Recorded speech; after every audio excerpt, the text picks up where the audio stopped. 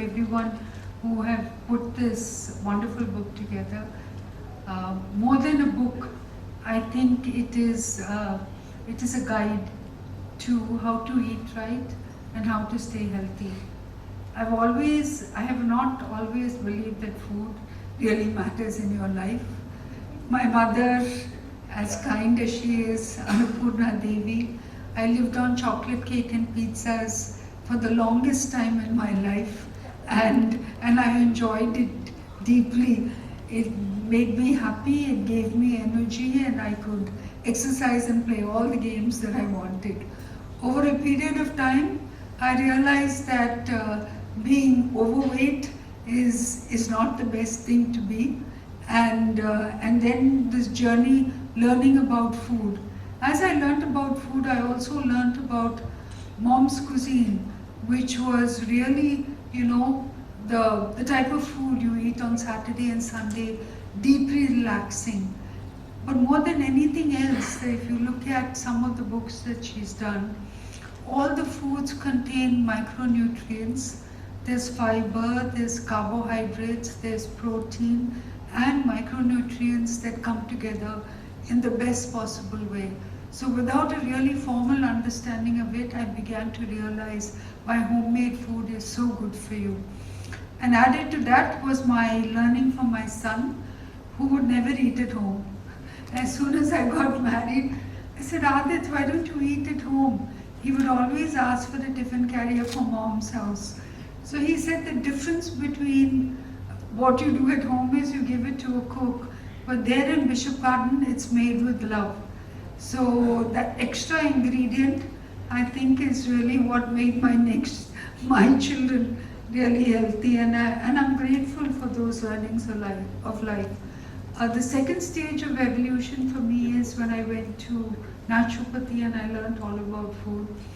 It is so vital for our well-being, and I think the book will tell you why it's so vital for our well-being. It's it is a science, and in this book you will discover the science of food from the people from the Apollo family. I think comes the love to see people in good health, and I think this is also what the book embodies. Let me just leave by saying that as we've planned many menus over a lifetime, for weddings, for lunches, for dinners, rarely for patients. So I learned a lot from this book. And the one thing my mother would say was, and she would say the colors, make sure that you have orange and red and green and yellow, and it has to be presented in the proper order. Whether it's a big dinner, a wedding function, make sure the colors are always there. So let me end by saying, always be the rainbow in the cloud. Be the hope for all those who are sick. Thank you.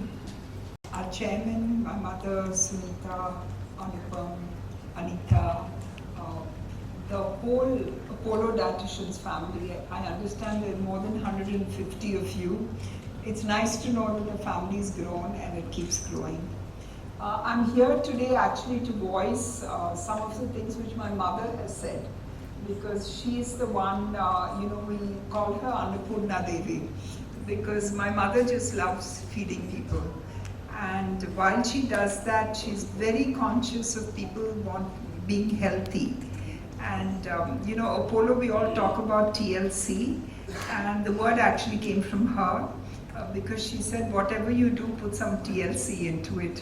So I think chairman loved it so much, so he said we need to institutionalize it. So there are many stories which happen over the dining table, and when you really put it into your daily life, it makes a huge difference.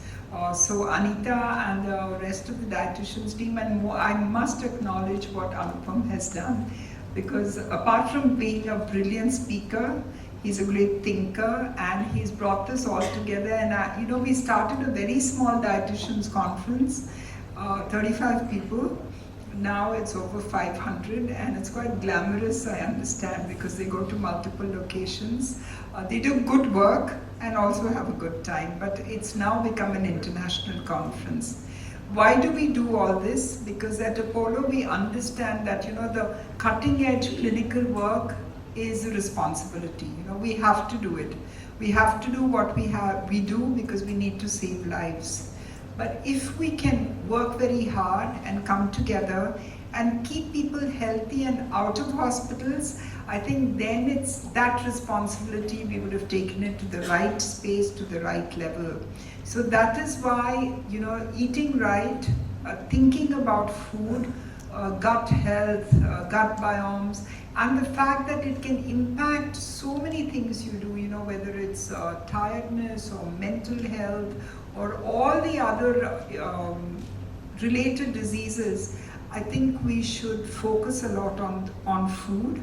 And having said that, the future depends, you see everywhere, we all have young grandchildren, and we know that the mothers are so careful about what they eat. And that's only because, we want to now have a generation of people who think about food, eat right, and get it right.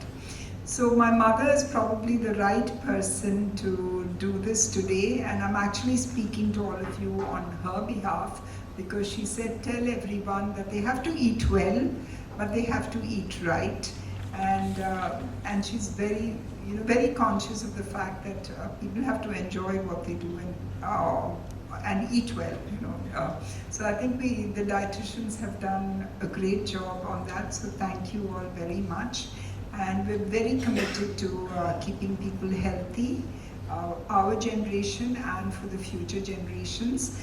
Chairman speaks a lot about pro-health because that's his passion, that we must do our checkups and we should stay healthy.